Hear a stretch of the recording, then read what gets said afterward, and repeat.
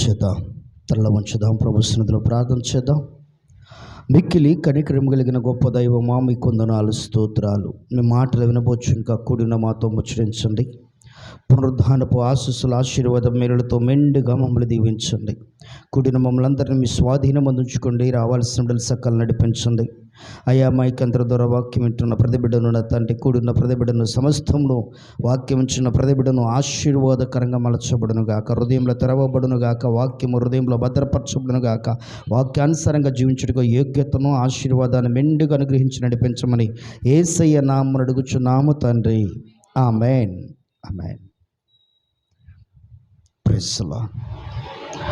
పరిశుద్ధ లేఖన గ్రంథం నుంచి దేవుని వాక్యం వైపు మనసు పెడదాం.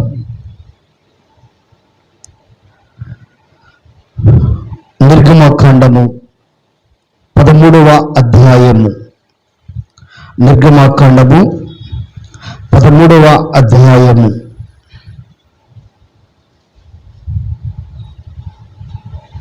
14వ వచనాన్ని చదవండి.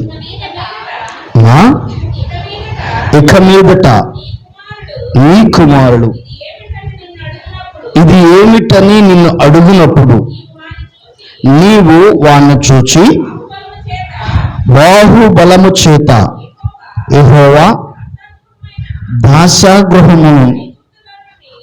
దాసగృహమైన ఐగుప్తులో నుండి మనలను బయటికి రప్పించెను.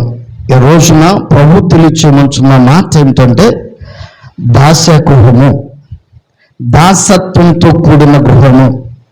ఇక్కడ ఈ గృహములో ఏమేమి ఉంటాయి, ఎలాంటి దాసోహం ఉంటుంది అనే కొన్ని విషయాలను మీతో పంచుకునే ముందు, దేవుడు ఈ ఐగుప్తి అనే దాసత్వము నుంచి, దాస్య గృహము నుంచి దేవుడు నిన్ను నన్ను విమోచించాడని 3 పనులు మనం చేయాలి. 3 పనులు చేయాలి. ఒకటి, మన బిడ్డలకు ఆ విషయాన్ని తెలియచేయాలి. మొట్టమొదటిగా ఏం చేయాలంట, మన బిడ్డలకు, అమ్మా మరి ఎందుకు మనము యేసు ప్రభువుని నమ్ముకున్నాము, మరి ఎందుకు మనము మందిరానికి వెళ్ళాలి ఆదివారం, మనం ఎందుకు ప్రార్థన చేయాలి అని ఒకవేళ నీ బిడ్డలు నిన్ను అడిగినప్పుడు ఏమని చెప్తావు? ఏయ్, మన దేవుడు యేసయ్య, ఏమాట అన్నావు, యేసయ్యనే నమ్మాలా అంతే అని అంటావా? ఏం చెప్పాలా? ఇశ్రాయేల్ ప్రజలతో దేవుడు చెప్తున్న మాట, ఇశ్రాయేల్ ప్రజలతో దేవుడు పలుకుచున్న మాట చాలా శ్రేష్టమైన మాట మాట్లాడుతున్నాడు. అక్కడ ఏమంటున్నాడో చక్కని మాట చెప్తున్నాడు కదా. ఇక మీదట నీ కుమారుడు ఇది ఏమిటని నిన్ను అడుగునప్పుడు నీవు వాణ్ణి చూసి బాహుబలము చేత యెహోవా దాస్యగృహము నుండి, దాస్యగృహం అనే ఐగుప్తి నుండి మనల్ని బయటికి తీసుకొచ్చాడని చెప్పాలా. ఈరోజు మనం ప్రభు దగ్గరికి వెళ్తున్నామంటే జీవము కలిగిన దేవుడు ఆయన్ని లోకాన్ని రక్షించడానికి తన ప్రాణమును బలిగా అర్పించిన వాడు ఆయన తప్ప ఈ లోక రక్షకుడికి మరొకరు లేరని బైబిల్ సెలవిస్తుంది. కాబట్టి ఆ జీవము కలిగిన దేవుని మనం ఆరాధించడానికి వెళ్ళాలి. ఆయన లేకపోతే నువ్వు నేను లేనురా అన్న మాట నీ బిడ్డలకు తెలియచేయాలా. ఎప్పుడైతే అట్టి వాక్యాన్ని నీ బిడ్డలకు అందిస్తావో వారు చిన్నతనం నుంచే ఆత్మీయ అనుభవంలోకి వస్తారు. పెరిగిన తర్వాత కూడా అట్టి అనుభవం నుంచి వారు ఎన్నడూ దూరము కారు. కానీ మనం ఏం చెప్తాం తెలుసా? రే, మనము దేవుడు, మన దేవుడు రా, యేసయ్య ఎవరు? మన దేవుడు అని అంటారు. మన దేవుడు అంటే ఏంటో వాడికి ఏం తెలియదు. వాడు కూడా అంటాడు, లే మా దేవుడు అని అంటాడు. వాడు కూడా వెళ్ళి ఎందుకన్నాడో మా దేవుడు తెలియదు. ఎవరు అన్నారంటే ఇంటికాడ మా అమ్మ అంది, ఇంటికాడ మా నాన్న అన్నాడు. ఎవరో యేసయ్య అంటే మా దేవుడు అన్నాడు. ఇదే మాట. అసలు ఆ యేసయ్య గుణ లక్షణాల గురించి, ఆ యేసు క్రీస్తు ప్రభువారు ఈ దాస్యం అనే లోకము నుంచి, ఐగుప్తి అనే శాపగ్రస్తమైన దాసత్వం నుంచి విడిపించిన ఇశ్రాయేలుకు చెప్పిన మాట ఇదే రీతికి దినాన్ని నీతో నాతో చెప్తున్న మాట ఏమిటంటే, మనం విడిపించబడ్డాం. ఈ లోకము శాపం నుంచి విడిపించబడ్డాము. కాబట్టి అందరిలాగా ఇంటికాడ కూర్చుని, అందరిలాగా టీవీలు చూసుకుంటూ, అందరిలాగా ఇష్టానుసారంగా లోకానుసారమైన ముచ్చట్లు వేసుకుంటూ కాలం గడిపే వారంగా కాక, ప్రభు సన్నిధికి మనం వస్తూ ప్రభుని ఆరాధించేవారుగా, ఆయన సన్నిధిని కొనియాడేవారుగా, ఆయనను ప్రార్థించేవారుగా, ఆయనలో నిలిచిండేవారుగా ఆయన సన్నిధికి వస్తున్నాం. కాబట్టి మనం ఏం చేయాలా? మన బిడ్డలకు వాటి గురించి చెప్పాలి. అదే మాట అంటాడు ద్వితీయోపదేశకాండం ఒకసారి లేఖన గ్రంథం మీరు చూసినట్లయితే 6వ అధ్యాయము 4వ వచనాన్ని ఒకసారి చూడండి. ఇశ్రాయేలు వినుము, మన దేవుడిని యెహోవా దేవుడగు యెహోవా నీ పూర్ణ హృదయముతోను, నీ పూర్ణ ఆత్మతోను, నీ పూర్ణ శక్తితోను నీ దేవుడైన యెహోవాను ప్రేమింపవలెను. నేడు నేను నీకు ఆజ్ఞాపించు ఈ మాటలు నీ హృదయములో ఉండవలెను. నీవు నీ కుమారులకు వాటిని అభ్యసింపజేసి నీ ఇంట కూర్చున్నప్పుడును, త్రోవను నడిచినప్పుడును, పండుకొనినప్పుడును, లేచినప్పుడును వాటిని గురించి మాట్లాడవలెను. చూచరుగా వాటిని నీ చేతికి కట్టుకొనవలెను. బాగా గుర్తుపెట్టుకోండి. బాసికము వలె నుదుడు కట్టుకోవాలని చెప్తాడు. నీ గౌను మీద ఉండాలంటాడు, నీ గుమ్మముల మీద ఉండాలంటాడు. రోజు దేవుని వాక్యం ఉంటుందా? గుమ్మానికి ఎదురుగా ఏముంటున్నాయి? గుమ్మాన్ని ఎదురుగా దేవుని వాక్యం ఉంటుందా? గుమ్మంకి ఏముంటున్నాయి? ఇక మీకే తెలియాలి. అది మీరు ఏం పెట్టుకుంటారో మీకు తెలుసు కాబట్టి గమనించండి. దేవుని వాక్యం ఉండాలి. వస్త్రం మీద, గౌనులంటే వస్త్రాల మీద దేవుని వాక్యం, అదే రీతిగా చేతుల మీద బాసికము కట్టుకునే దాని మీద దేవుని వాక్యం. ఇలా దేవుని వాక్యాన్ని గురించిన విషయాన్ని పొందుపరుస్తూ ఉన్నాడు, దేవుని గురించిన తెలియచేయాలని. రెండవది ఏమని చెప్తున్నాడు అనే మాట జ్ఞాపకం చేసుకున్నట్టయితే నిర్గమకాండము 13వ అధ్యాయము 3వ వచనాన్ని ఒకసారి చదువుకుందాం. నిర్గమకాండము 13వ అధ్యాయం 3వ వచనం. మోషే ప్రజలతో ఇట్లనెను, మీరు దాసగృహమైన ఐగుప్తు నుండి బయలుదేరి వచ్చిన దినమున జ్ఞాపకము చేసుకునుడి. యెహోవా తన బాహుబలము చేత దానిలో నుండి మిమ్మల్ని బయటికి రప్పించును. పులిసినదేదియూ తినవద్దు. ఏం చేయకూడదంట? రెండవది, పులిసినది తినకూడదంట.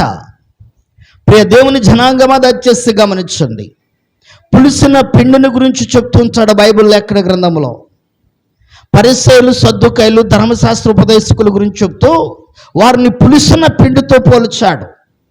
ఎందుకంటే పులిసిన పిండి లక్షణం ఏమిటో తెలుసా? పులుపు యొక్క లక్షణం ఏంటో తెలుసా? స్వనీతిని కలిగి ఉంటుంది, స్వనీతిని కలిగి ఉంటుంది. అందుకనే బైబిల్ లేఖన గ్రంథంలో దేవుడు సెలవిస్తున్న మాటను ఒకసారి సామెతల గ్రంథము 3వ అధ్యాయము ఒకసారి 5వ వచనాన్ని చదవండి. 5వ వచనం నుంచి. మీ స్వబుద్ధిని ఆధారము చేసుకొనక నీ పూర్ణ హృదయముతో యెహోవా యందు ఏముంచాలంట? నమ్మిక ఉంచుము. ఏం చేయాలంట? ఎందుకని మీ స్వబుద్ధిని ఆధారం చేసుకోకూడదు అంటున్నాడు? పులిసిన పిండి లక్షణం ఏంటి తెలుసా? స్వబుద్ధిని ఆధారం చేసుకుని ఉంటుంది. పులిసిన పిండి లక్షణము స్వబుద్ధిని ఆధారం చేసుకుని ఉంటుంది. అందుకనే పులిసిన పిండిని గురించిన విషయాన్ని గురించి స్పష్టంగా చెప్తున్నాడు. ఎందుకంటే దేవుని వాక్యం బహు శ్రేష్టమైనది, దేవుని వాక్యం బహు విలువైనది. ప్రియ దేవుని జనాగమ దయచేసి గమనించండి. ఇక్కడ దేవుడు సెలవిస్తున్న మాచను గురించి మనం చూసినట్టయితే ఈ పులిసిన పిండి విషయంలో చాలా జాగ్రత్తగా ఉండాలి. స్వబుద్ధితో ఏది చేయకూడదు. ఒకవేళ స్వబుద్ధి లక్షణాలు ఎలా ఉంటాయంటే, నేను పని చేస్తే ఈ టైంలో నాకు పేరు వచ్చిద్దా, అది స్వబుద్ధి. నీకు పేరు రాకపోతే వచ్చిన నష్టం ఏంటి? ఏమండి? దేవుని పని చేస్తే నీకు పేరు రాకపోతే వచ్చిన నష్టం ఏంటి? ఏమనుందా?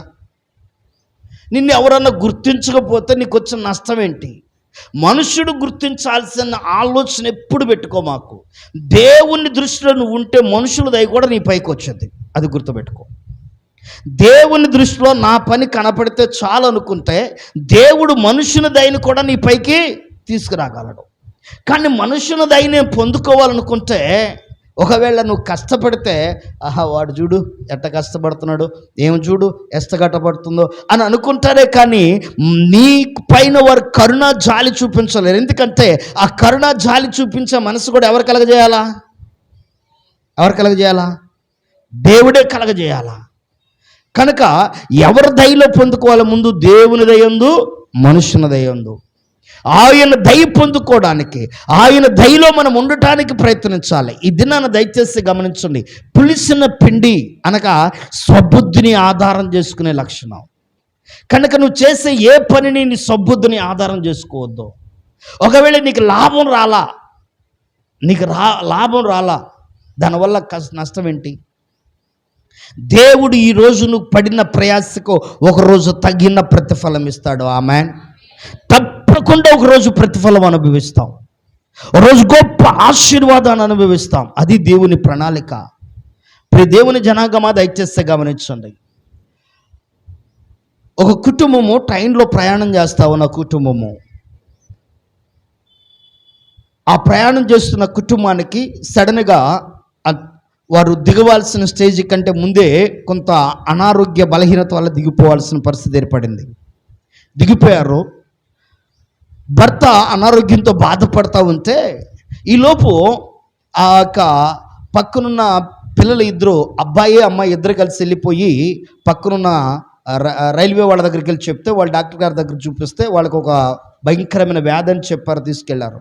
ఆ రాత్రికి మరలా వారి తల్లిగారికి ఒంట్లో బాగోపోతే ఆమెను కూడా తీసుకెళ్లారు. క్వారంటైన్లో పెట్టేశారు. ఈ బిడ్డలు ఇరువురు అనాథలుగా మిగిలిపోయారు. ఉదయానికి వార్త వచ్చింది, మా అమ్మ మా నాన్న చూపించండి అంటే ఇద్దరు చనిపోయారు, అక్కడ పాతి పెట్టడానికి పంపించారు పొండని. ఆ ఇద్దరు బిడ్డలు కలిసి బయలుదేరి వెళ్ళారు. అక్కడికి పాతి పెట్టడానికి వెళ్ళారనగా అక్కడికి వెళ్ళి చూద్దామంటే వాళ్ళు అంటున్నారు, అయ్యా ఈ భయంకరమైన మహమ్మారి వల్ల, ఈ భయంకరమైన తెగులు వల్ల, ఈ వైరస్ వల్ల చాలామంది చనిపోయారు. చనిపోయిన వారి సంఖ్య అంతా లెక్కించడానికి లేదు, ఒక్కొక్కరికి సమాధి తీయలేదు. ఒక 50-100 మందిని ఒకే గొయ్యి తీసి బుల్డేజర్తో తీసి పెట్టేశాము, ఎవరి శవం ఎక్కడ పాతి పెట్టాం కూడా తెలియదయ్యా అని పంపించేశారు. ఆ బిడ్డలు ఇద్దరు కలిసి ఏడ్చుకుంటా బయటకు వచ్చేస్తారు. ఈ లోపున ఒక వ్యక్తి చూసి ఆ ఆకలికి బాధపడుతుంటే ఏదైనా పనిమని ఆ అబ్బాయి వెళ్ళి అడిగాడు. అక్క పెద్దది, తమ్ముడు చిన్నవాడు. పనిమని అడిగితే మీ ఇద్దరిని హాస్టల్లో పెడతానని తీసుకెళ్ళాడు. హాస్టల్లో పెట్టారు. హాస్టల్లో పెడితే హాస్టల్లో నుంచి ఇద్దరు పారిపోతే మరలా ఎట్లా ఉందని చెప్పేసి ఇద్దరిని సపరేట్ హాస్టల్ తీసుకెళ్ళి పడేశారు. ఈలోపు పిల్లవాడు పారిపోయి వెళ్ళిపోయి ఒక దొంగల చేతులు చిక్కాడు, దొంగడుగా మారిపోయాడు. వాడు పెరిగి పెద్దోడైపోయాడు, గజ దొంగ మారిపోయి ఎక్కడ పడితే అక్కడ దోపిడీ దారులను దోచుకోవడం ప్రారంభించిన ఈ యొక్క యవనస్తుడిగా మారిపోయిన వ్యక్తికి ఒక రోజున ఒక వ్యక్తిని దోచుకోవడానికి వెళ్ళారు. ఆ వ్యక్తి దారిన వెళుతూ ఒక బ్యాగ్ దగ్గర ఇచ్చుకుని వెళుతూ ఉన్నాడు. వెళుతున్న వ్యక్తిని దోచుకోవడానికి వెళ్ళిపోయి ఆ వ్యక్తి దగ్గర నుంచి మొత్తం తీసుకున్నారు, కొట్టేశారు వస్త్రాలతో సహా. బ్యాగులు ఏమన్నారా తీయని చెప్పంటే 3 పుస్తకాలు ఉన్నాయి. ఏంట్రా 3 పుస్తకాలు అంటే, ఒక క్రొత్త నిబంధన అనే బైబిల్ ఒకటి ఉంది, ఆ రెండవది యాత్రికుని ప్రయాణం అని ఒకటి ఉంది, ఇంకో బుక్ ఒకటి ఉంది. ఓకే, ఈ 3 పుస్తకాలు తీసుకున్నారు. దేనికి దానికి ఉపయోగపడతారా, ఎందుకు అవి బయట పడేసరా అంటే లేదురా దేనికి దానికి ఉపయోగపడతాయి అని చెప్పి దొంగల్లో ఒకడు అవి తీసుకుని వెళ్ళిపోయారు పుస్తకాలు. ఆ రాత్రి ఈ కుర్రోడికి నిద్ర పట్టక ఈ లీడర్గా మారాడు. ఆ యొక్క దొంగలు ఒక ముఠాకి లీడర్గా మారాడు.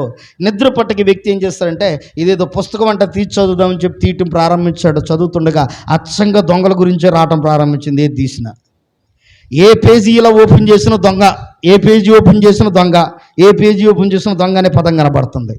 ఓం ఇదేదో దొంగ అంటుంది అని చెప్పి దాన్ని మూసి పక్కన పడేశాడు. అసలు ఈ దొంగ గురించి, దొంగ నరహత్య చేయకూడదు, నరకానికి పోతాడని అసలు ఏంటో తెలుసుకోవాలని చదవటం ప్రారంభించాడు. చదువుచుండగా తన జీవితంలో ఏదో పరిపక్వమైన మార్పు రావడం ప్రారంభించింది. తను ఏం చేస్తున్నాడో తనకు అర్థమైంది. తను ఎంత మోసం చేస్తున్నాడో, ఎంత అన్యాయం చేస్తున్నాడో, ఎంత తప్పు చేస్తున్నాడో అర్థమైంది. ఆ చదువుతుండగా జక్కయ్య స్టోరీ తన దగ్గరికి ఎదురుగా దేవుడు చూపించాడు. తను ఏం చేస్తాడు, తను దోచుకున్నదంతా 2 ఇవ్వటం ప్రారంభించేస్తాడు. అది గుర్తొచ్చేసి తెల్లవారున ఈ బద్ధకంగా ఉండి అందరూ రెడీ అయిపోయారు, ఇంకో చోట దోపిడీకి బయలుదేరారు. ఈ వ్యక్తి లేవకుండా వ్యక్తి అంటున్నాడు, ఏంట్రా లే అంటే, నేను ఈరోజు రాను, నా బాగాలేదు, రాత్రంతా నేను అదిగో మీరిచ్చారే ఆ పుస్తకం ఒకటి చదివాను, ఆ చదివిన కానించి నా మనసు ఏదో బాగలేదు, మీరు వెళ్ళండి అన్నాడు. ఏమైందిరా నీ మనసు అంటే, ఏమైందంటే ఏం లేదు, నేను ఈరోజు నుంచి దొంగతనం చేయడం మానేసా. ఎందుకు మానేసావురా, మనకు అలవాట్లేదు, మన వృత్తి అయింది కదంటే, వృత్తి అయినా సరే ఆ పుస్తకం రాస్తుంది నరకానికి పోతాడంట, ఆ పుస్తకం రాస్తుంది 2 ఇవ్వాలంట. నేను ఇచ్చేయడం ప్రారంభించా, తీర్మానం చేసుకున్నా, నాకున్నదంతా నేను ఇవ్వటం ప్రారంభిస్తున్నా. వాళ్ళలో ఒక వ్యక్తి క్రైస్తవుని కుటుంబం నుంచి వచ్చిన వ్యక్తి ఉన్నాడు. ఆ వ్యక్తి అన్నాడు, ఇదిగో ఆ పుస్తకాన్ని గురించిన విషయం నాకు తెలుసు, అసలు ఆ పుస్తకం చదవకూడదు, చదివితే చాలు ఎవరైనా మారిపోతారు, అందుకని నేను ఆ పుస్తకం జోలికి వెళ్ళలేదు, దొంగనే అయింది అందుకని అన్నాడు. ఎందుకంటే ఆ పుస్తకం చదివితే మారిపోతారు, అందుకని నేను ఆ పుస్తకం చదవట్లేదు అన్నాడు. అనేసరికి లేదు లేదు, ఆ పుస్తకంలో ఏముందంటే యేసయ్య అని ఒక వ్యక్తి ఉన్నాడు, ఆయన ఈ లోకానికి వచ్చి మనందరి నిమిత్తము ప్రాణత్యాగం చేశాడు, ఆయన చెప్పిన మాట వింటే నిత్య జీవము, లేదంటే నిత్య నరకం అని ఉంది. అదే ఆ పుస్తకంలో సారాంశము. ఆయన మనందరి నిమిత్తము మనల్ని ప్రేమిస్తున్నాడు, మనం చేసిన ప్రతి పాపాన్ని ఆయన భరించాడని రాయబడి ఉందని చెప్పేశాడు క్రైస్తవుడు. ఇంకా ఆయనకి బలపడింది, యవనస్తుడికి బలపడి, ఇక నేను ఆ యేసయ్యను తప్ప ఇంక నేను ఎవరిని వెంబడించదు, నాతో పాటు వచ్చి వాళ్ళు ఎవరి చేతులు ఎత్తడు అన్నాడు. ఆడ 10 మంది ఉంటే 10 మందిలో 4 చేతులు ఎత్తారు, నీతో పాటు మేము ఏకీభవిస్తాం, మనం దోచుకున్నదంతా పంచేద్దాం జనాలు. కానీ వీళ్ళు పంచడానికి ముందు యూనిఫామ్ వేసుకున్నారు, గన్నలు చేత్తో పట్టుకున్నారు, మూట పట్టుకున్నారు, దోచుకుందంతా పోలీస్ స్టేషన్లోకి వెళ్ళిపోయి ఆ గన్నలో ఆ మూటలు మొత్తం అక్కడ పెట్టేసి, అయ్యా మేము దోపిడీదారులము, ఇప్పటి వరకు మేము చాలామందిని చంపాము, చాలామంది దగ్గర దోచుకున్నాము, అయితే ఇప్పుడు ఎందుకు వచ్చారు రైడకే అంటే మేము మారిపోయాం, మేము అట్టారా నమ్మేదంటే ఇదిగో ఈ పుస్తకమే ఎత్తి చూపించారు, ఈ పుస్తకమే మమ్మల్ని మార్చింది. ఏముందిరా ఆ పుస్తకం అంటే ఏమో మాకు తెలియదు, ఈ పుస్తకం చదివిన కాడి నుంచి అట్టి పనులు చేయకూడదు అనిపిస్తుంది మాకు, ఈ పుస్తకమే మమ్మల్ని మార్చింది, మేము మారిపోయాం, అందుకని మేము వచ్చేసామన్నారు. వీళ్ళని తీసుకెళ్ళి జడ్జి ముందు నిలబెట్టారు. ఆ బోన్లో జడ్జి గారు యావజ్జీవ కారాగార శిక్ష చేశారు. కానీ అక్కడ ఒక లాయర్ అన్నాడు, వారంతటికి వారు లోబడి వచ్చారు కాబట్టి వారికి శిక్ష తగ్గించండి అన్నారు. మనం పట్టుకుని ఇస్తే శిక్ష పెంచాలి కదా, వారంతరికి వారు లోబడ్డారు, వారంతరికి వారు విధేయత కలిగి వచ్చారు, మేము తప్పు చేయమని వారంతరికి వారు సరెండర్ అయినప్పుడు శిక్ష తగ్గించండి అని చెప్పి జడ్జి గారితో చెప్తే, నేను అమలుపరిచింది ఏదో అమలుపరిచేశాను, వారి క్రియల బట్టి వారు మేలు పొందుకుంటారు పొండి అని పంపించేశాడు. ఇక వీళ్ళు వెళ్ళిపోయి ఆ జైల్లో ఉన్న ప్రతి ఖైదీకి సువార్త ప్రకటించడం ప్రారంభించారు. మారు మనసు లేదు, బాప్తిసం లేదు, ఏమీ లేవు, ఒక దేవుని మాట విన్నారో సువార్త ప్రకటించడం ప్రారంభించారు. ఆ ఖైదీలు అందరూ మార్పు చెందడం ప్రారంభించారు, వారు పశ్చాత్తాపం పడటం ప్రారంభించారు, వారు పాపాలు ఒప్పుకోవడం ప్రారంభించారు. వీళ్ళు ఒక సువార్త బృందంగా మారిపోయారు, ఈ నలుగురు కలిసి. మారిపోతే అక్కడ సంవత్సరం వచ్చింది, వారిని రిపబ్లిక్ డే రోజు విడుదల చేయాలి కదా, విడుదల చేయడానికి ఎవరిని పంపించాలంటే వారి సత్క్రియలను బట్టి అంటే ఈ నలుగురిని బయటికి తీసుకొచ్చారు. సంవత్సరానికే 14 సంవత్సరాల జైలు శిక్షణ అనుభవించకుండా సంవత్సరానికే బయటకు వచ్చారు. బయటకు వచ్చిన వాళ్ళు నలుగురు కలిసి అనుకోండి, ఎక్కడికి వెళ్దామంటే ఈ వ్యక్తి అంటున్నాడు, అయ్యా నేను మా చిన్నప్పుడు మా ఊరు వదిలిపెట్టి మేము వెళ్ళిపోయాము, ఇప్పుడు మా ఊరు వెళ్ళి మా ఊరిలో ఉన్న వాళ్ళకి సువార్త ప్రకటించాలి, అది నా భారం, నేను వెళ్తాను. ఇంకో ఇద్దరు అన్నారు, మేము మా ఊర్లో వెళ్ళిపోతాను. ఇంకో వ్యక్తి అన్నాడు, క్రైస్తవుడు అనే వ్యక్తి, మా అమ్మ మా నాన్న లేరు, వారు చనిపోయారు, అందుకని నేను దొంగొండ అయిపోయాను, కనుక ఇప్పుడు నేను కూడా నీతో పడతా, బాధ బయలుదేరి వెళ్దామంటే ఇద్దరు బయలుదేరారు. ఒక ఊరు వెళ్ళిన తర్వాత అక్కడ ఎవరన్నా క్రైస్తవ ఇల్లు దొరికిద్దా అంటే ఆ ఊర్లో ఒకే ఒక ఇల్లు ఉందంట, క్రైస్తవుని ఇల్లు. రాత్రి దగ్గర 7 గంటల టైంలో ఆ ఊరు వెళితే ఆ ఊర్లో ఉన్న క్రైస్తవుని ఒకే ఇల్లు అంటే అదిగో నా ఎక్కడ ఉండిద్దంటే ఆ ఇంటికి తీసుకెళ్లారు. ఒక ఆయన ఆ ఇంటికి తీసుకెళ్తే చూశారు, ఆ ఇంటికి వెళ్ళారు. అమ్మ వందనాలు అన్నారు, వందనాలు చెప్పింది, అమ్మ ఈ రాత్రికి ఇక్కడ ఉంటాము, రేపు మేము పలానా ఊరు వెళ్ళాలి, వెళ్ళిపోతామని.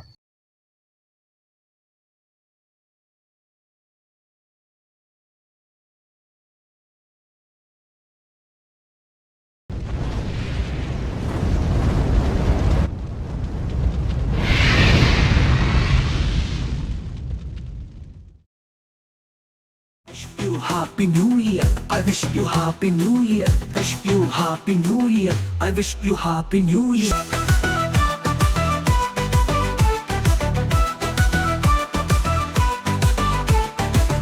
శ్రీ యేసు గీతాలతో హల్లెలూయా స్తోత్రాలతో సాగిపోయేదము నూతన వత్సరములో.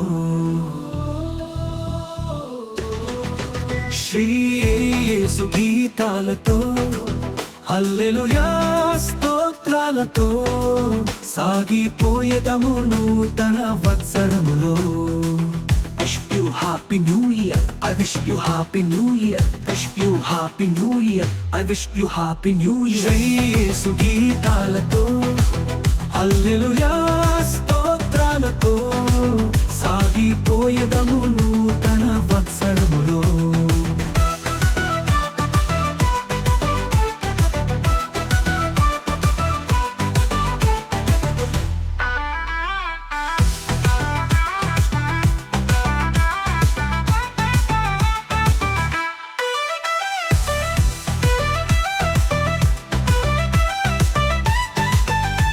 పాపమును విడిచి లోకాశలను జయించి విజయ గీతాలతో ప్రభు యేసుని ఆరాధింప.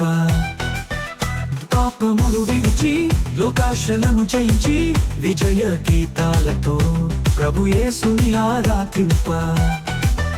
ద్వేషమును వదిలి క్రోధము మరిచి సాగిపోయేదము నూతన వత్సరములో.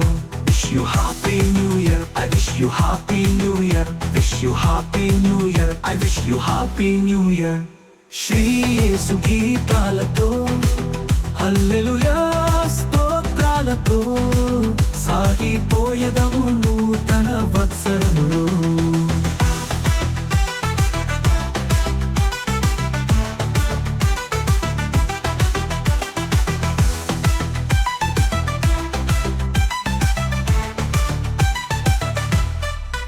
సాతానును ఎదిరించి శాశ్వత జీవముకై రక్షణ వస్త్రము ధరించి జీవవాక్యము చేత పట్టి.